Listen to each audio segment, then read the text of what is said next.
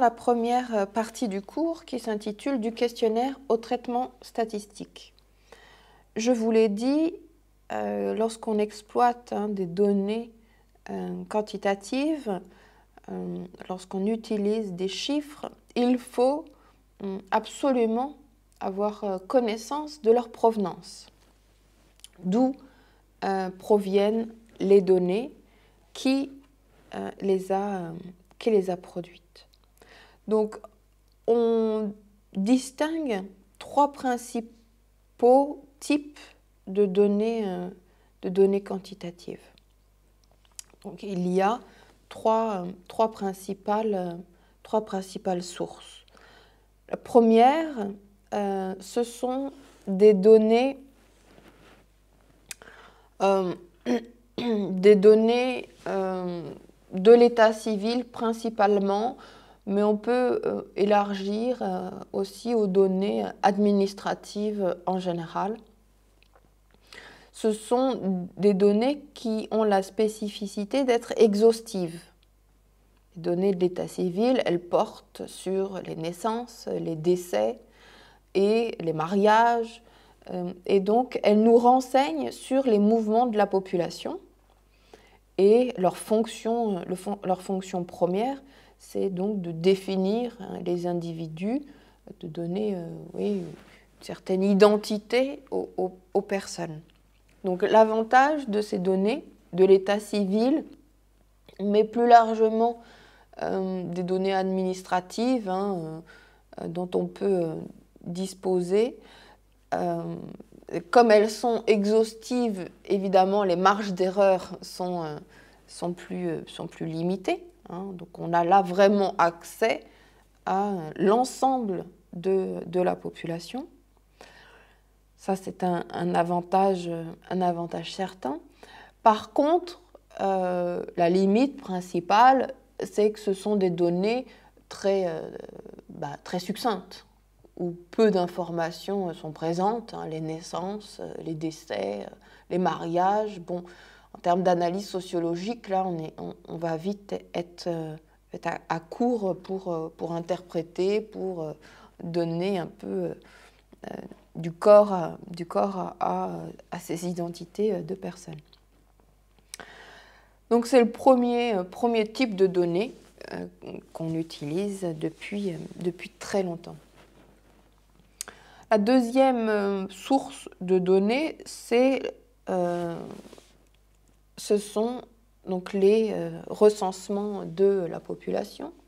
Recensement de la population qui, jusqu'en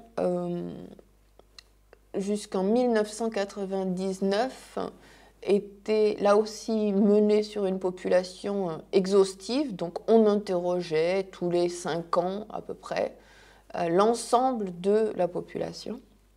Donc c'était évidemment quelque chose de très lourd pour la statistique publique de mettre en œuvre ce recensement.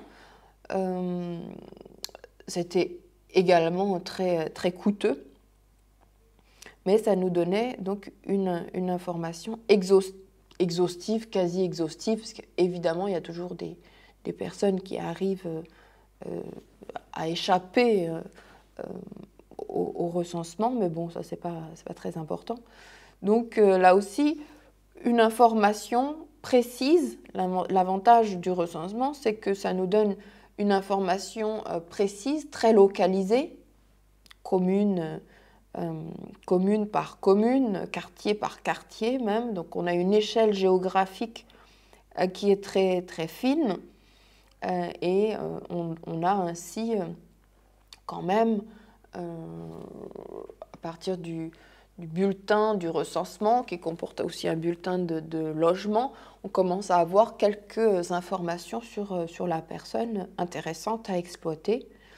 Et on a aussi donc des données assez précises sur l'effectif de la population commune par commune. Donc depuis 1999, la procédure a un peu changé. On n'interroge plus toute la population en même temps, mais on fonctionne par par morceaux, ce qui ne change pas grand-chose, hein, parce que les techniques d'échantillonnage et d'extrapolation donc, sont suffisamment aujourd'hui bien maîtrisées pour qu'on ait quand même, qu'on soit très très proche de la réalité de l'ensemble de la population. Donc ça, c'est pas un souci. Mais la limite du recensement, c'est que l'idée, c'est vraiment de poser des questions, donc quand même quelque chose, un questionnaire qui est assez... voilà, il n'y a pas énormément de questions. Et les questions qui sont posées portent uniquement sur l'individu. L'idée, c'est de ne pas remonter aux ascendants, ni à la descendance.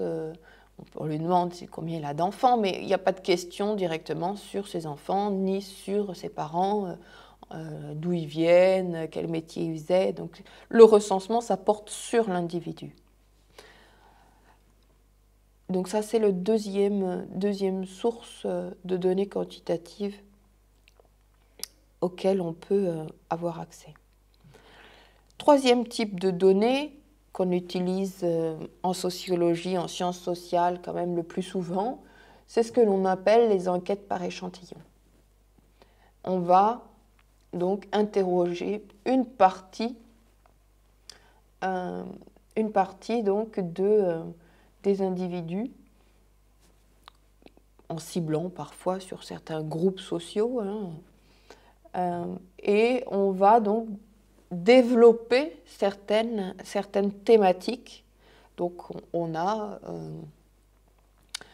des enquêtes qui portent plus sur la famille, on a des enquêtes qui portent plus sur les loisirs, on a des enquêtes qui portent sur le travail, des enquêtes qui portent sur la consommation. Voilà, il y a énormément d'enquêtes qui sont produites chaque année, certaines étant régulières, répétées, d'autres étant plus ponctuelles.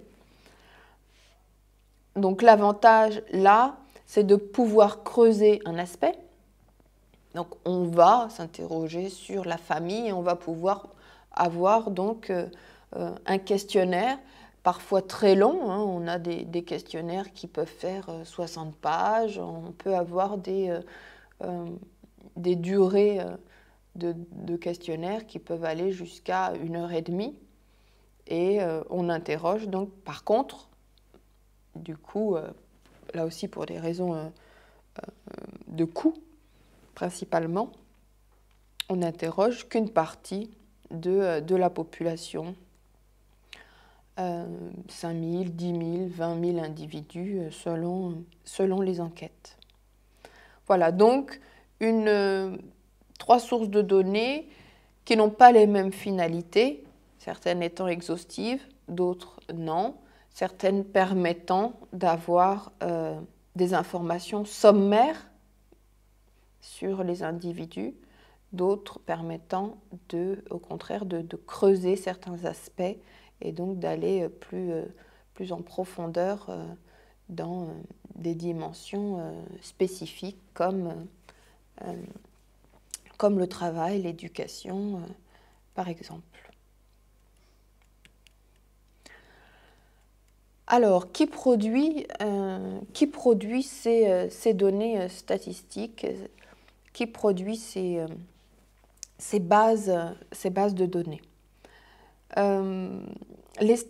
C'est très important de pouvoir se repérer parce que, comme je vous l'ai dit, aujourd'hui, les chiffres sont partout, hein, tous les jours, hein, on nous abreuve de données quantitatives et, comme je vous l'ai dit également, il faut toujours savoir qui a produit ces données et dans quelle finalité. On a donc des données qui sont très hétérogènes et qui ne vont pas forcément apporter les mêmes informations selon la façon dont elles sont produites. Donc, premier clivage, c'est la distinction public-privé. Il faut savoir si ce sont des données publiques qui viennent de la statistique publique ou si ce sont des données qui viennent du secteur privé. Donc la grande partie, la très grande partie des données statistiques qui circulent aujourd'hui sont produites par le secteur public. Donc ça veut dire qu'elles sont très souvent financées par l'État, par les collectivités territoriales, par les municipalités ou par divers organismes publics.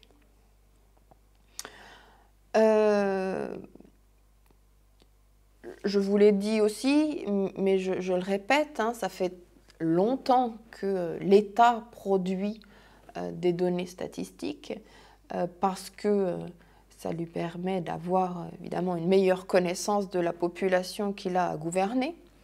Mais depuis, ce que l'on sait, c'est que la production par l'État, par des organismes publics, hein, la production de données statistiques n'a cessé d'augmenter tout au long des siècles et tout au long du dernier siècle, en particulier du XXe siècle,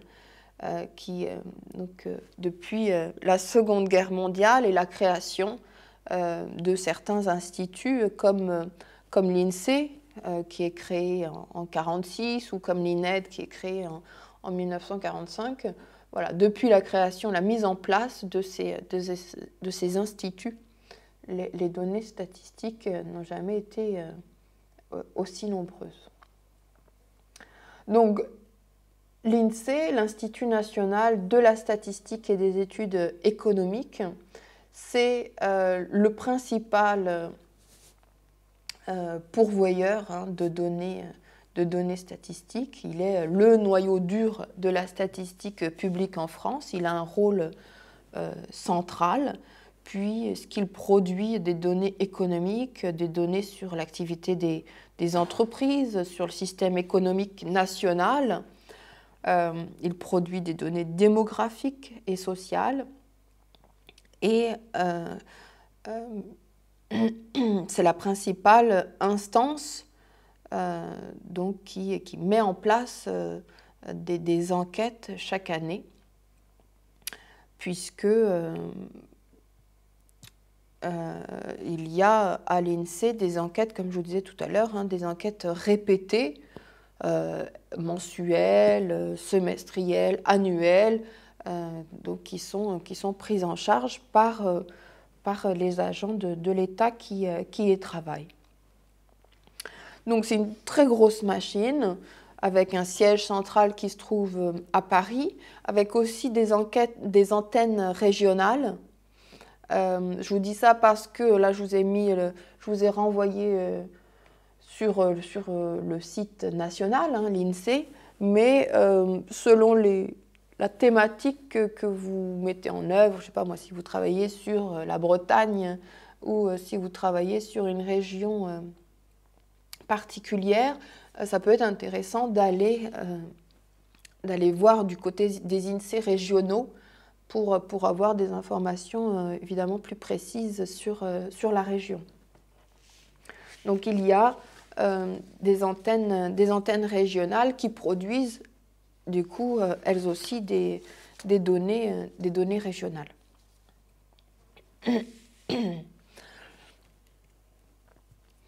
Au-delà de l'INSEE qui, je le répète, est vraiment l'instance centrale et qui a aussi, petite précision, qui a en France la particularité, alors pas totale, mais la particularité d'être un organisme assez autonome. Certes, comme les autres, il y a des tutelles, mais voilà, les agents, les fonctionnaires, les chercheurs qui peuvent y travailler ont une marge de manœuvre assez importante et ne sont pas à la botte hein, des gouvernements. Et il y a en France, ce qui n'est pas valable dans tous les pays, il y a en France un institut de la statistique donc, qui est assez indépendant. Donc, en plus de ce premier pourvoyeur de données statistiques, on a d'autres services, en particulier les services statistiques des ministères. Là, ça peut être aussi utile de les avoir en tête, en tout cas certains, selon toujours les thématiques, hein, la problématique vers laquelle vous vous orientez. Donc on compte une vingtaine de services statistiques dans les ministères. Parmi les plus connus, on a la DEP, par exemple, la Direction de l'évaluation de la prospective et de la performance, qui produit donc des chiffres, plutôt des chiffres sur l'éducation, le nombre d'élèves, le taux de bacheliers, comment ces chiffres bougent d'une année à l'autre. Voilà, toutes ces données-là, plutôt sur l'éducation et sur la scolarité des jeunes, peut être accessible sur le site du ministère de l'Éducation nationale. Autre exemple, je ne vais pas tous vous les citer, je vous renvoie là aussi au lien qui vous donnera qui vous donnera tous les services statistiques.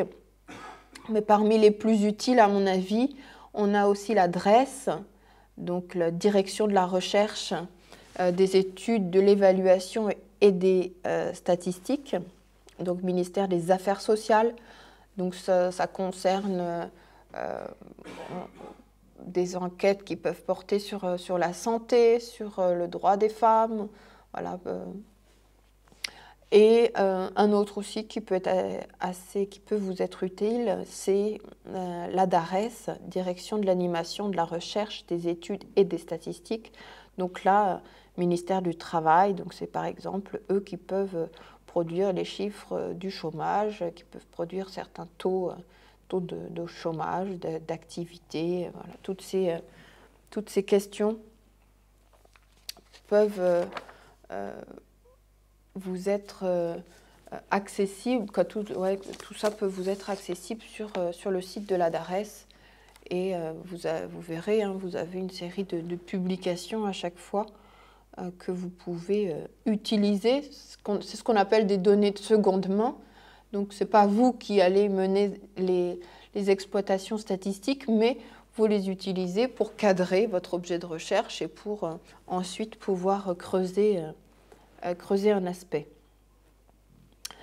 Donc, l'INSEE, les services statistiques des ministères, on a aussi des organismes sociaux, donc toujours publics, hein, des organismes sociaux comme Pôle emploi, comme la Sécurité sociale, donc qui produisent leurs données. Ça peut être là aussi, et ils mènent des enquêtes, hein, donc là aussi ça peut être intéressant d'aller voir les données qu'ils proposent, les analyses qu'ils ont pu élaborer. On a bien sûr des organismes de recherche. Alors le CNRS par exemple, mais aussi l'INSERM, là je vous ai indiqué l'INED, donc l'Institut national d'études démographiques, le CEREC, qui est Centre d'études et de recherche sur les qualifications, donc, qui peut vous donner des informations complémentaires par rapport au service ministériel de la DEP dont je vous parlais avant. Donc là, le CEREC, c'est aussi sur les diplômes, l'accès aux diplômes, les parcours d'études des jeunes, les sortants sans diplôme par exemple. Voilà, toutes les questions ayant trait à l'éducation et à la scolarité. On a autre organisme que vous connaissez sans doute, le CREDOC, hein, Centre de recherche pour l'étude et l'observation des conditions de vie. Donc là aussi, je ne suis pas exhaustive. Il y a de nombreux organismes de recherche et selon la thématique, l'objet de recherche, il est nécessaire que vous alliez voir, que vous creusiez certaines pistes pour avoir accès aux bonnes données. Donc, des organismes de recherche, des laboratoires de recherche qui se trouvent donc souvent au sein des universités et auxquels on ne pense pas forcément parce qu'ils sont moins visibles. Donc il y a le Centre d'études sur l'emploi qui, lui, est un laboratoire donc, ciblé sur l'emploi, donc qui peut aussi, qui travaille principalement à partir de données quantitatives. Il y a le CEVIPOF, Centre d'études de la vie politique française, laboratoire aussi, ou le LSQ, laboratoire de sociologie quantitative. Donc ce sont des laboratoires de recherche, donc des laboratoires dans lesquels se montent des équipes de recherche, des chercheurs qui partagent les mêmes intérêts, les mêmes thématiques, et donc qui vont décider à un moment donné de monter ensemble une enquête, de travailler ensemble sur certaines données. Et donc là, vous pouvez aussi récupérer, essayer d'avoir accès aux données qui sont disponibles, aux statistiques qui ont été produites. Autre piste pour récupérer des données, donc on a les observatoires.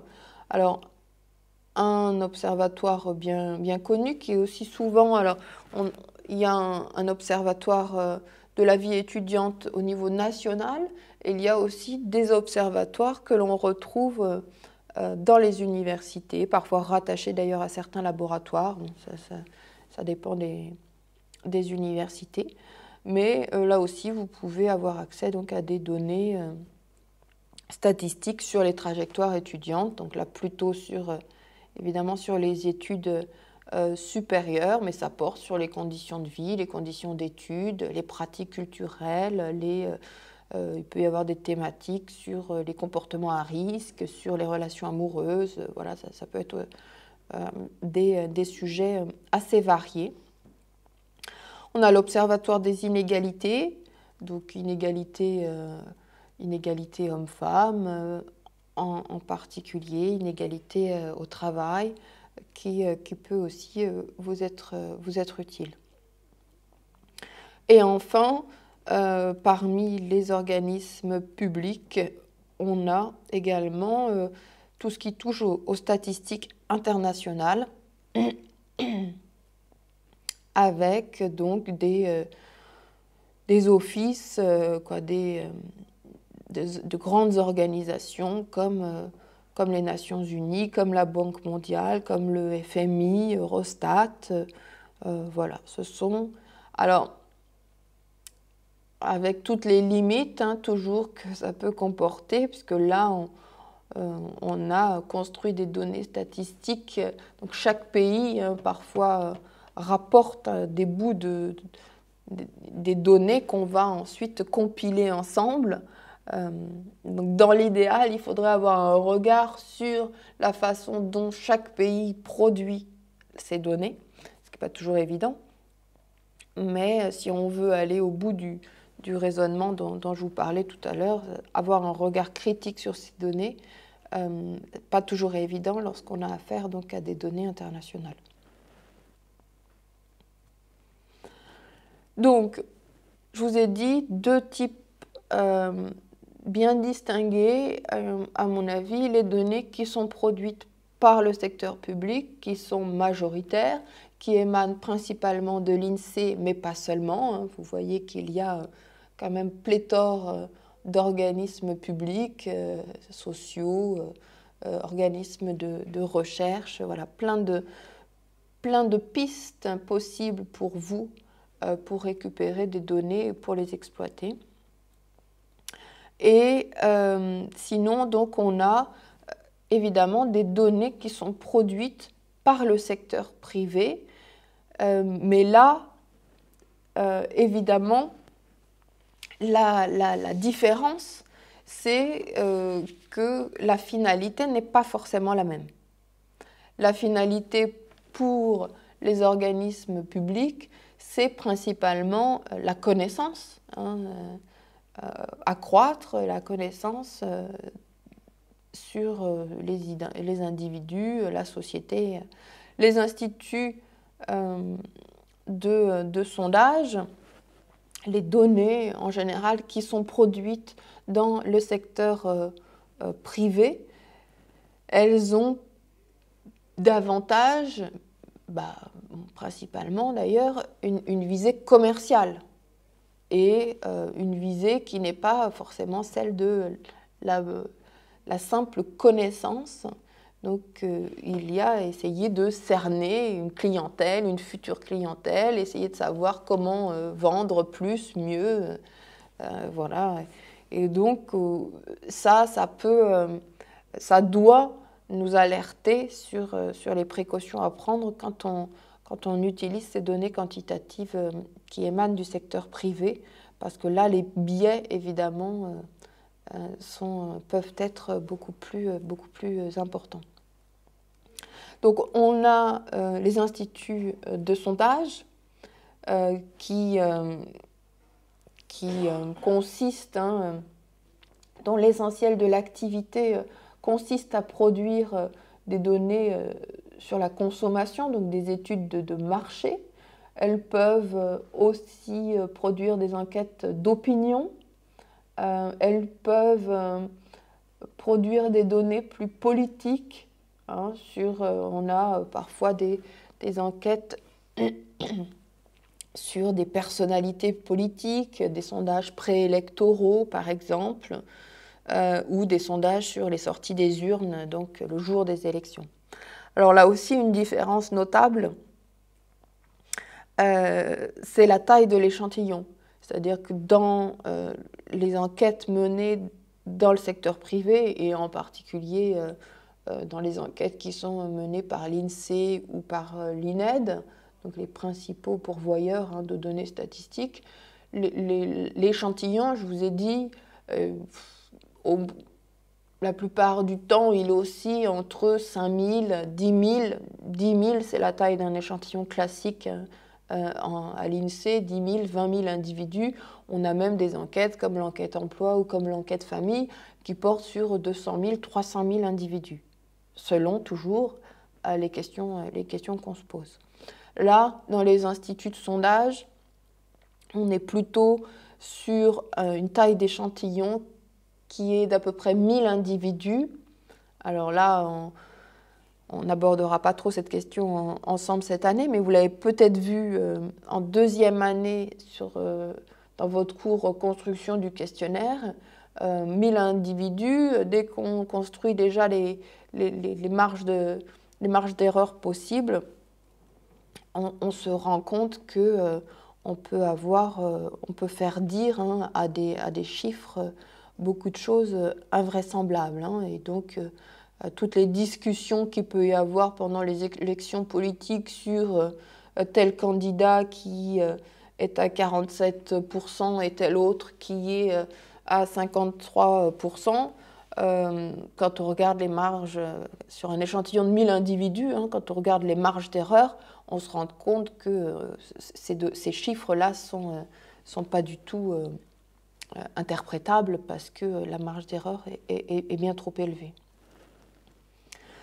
Donc voilà, des données qui sont moins fiables aussi parce qu'on ne travaille pas sur le même échantillonnage.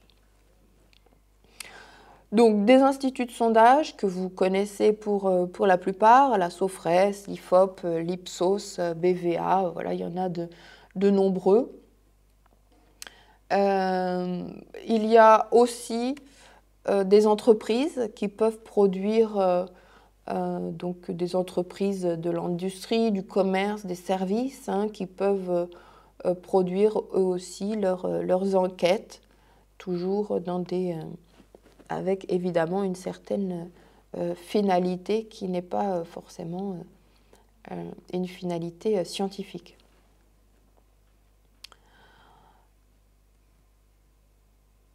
Alors, donc, ce qu'il faut retenir par rapport à ce premier point, c'est que les données quantitatives sont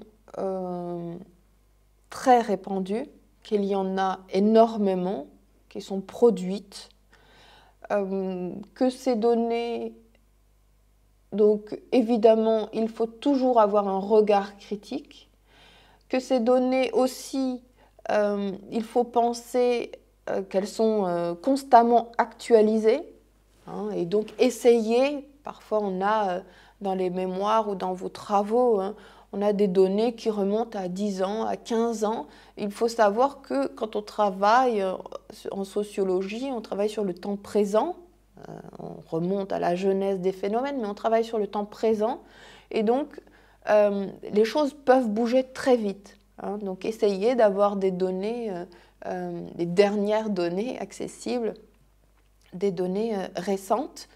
Donc prendre connaissance de toutes ces données, essayer de faire le tri, de savoir par qui elles sont produites, et vous verrez donc en allant sur les différents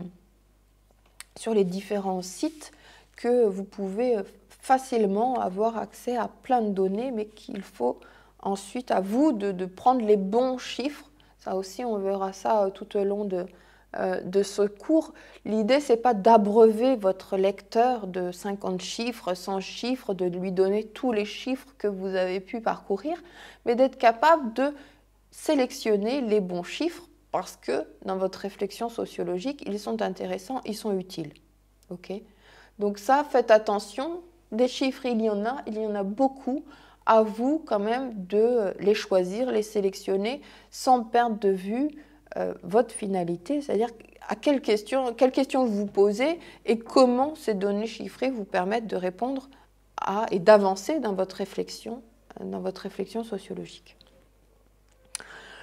Donc parmi les lectures donc je vous conseille bien sûr d'aller voir les sites des ministères, les sites de l'INSEE, de l'INED, mais plus précisément, il y a des petits articles, par exemple Population et Société, hein, ce sont des articles fréquents qui paraissent, mais ce sont des petits papiers qui font 4 pages en général, donc c'est assez court, c'est très descriptif, pas très analytique, mais c'est un bon point, ça peut être un bon point de départ pour vous, pour avancer dans votre réflexion.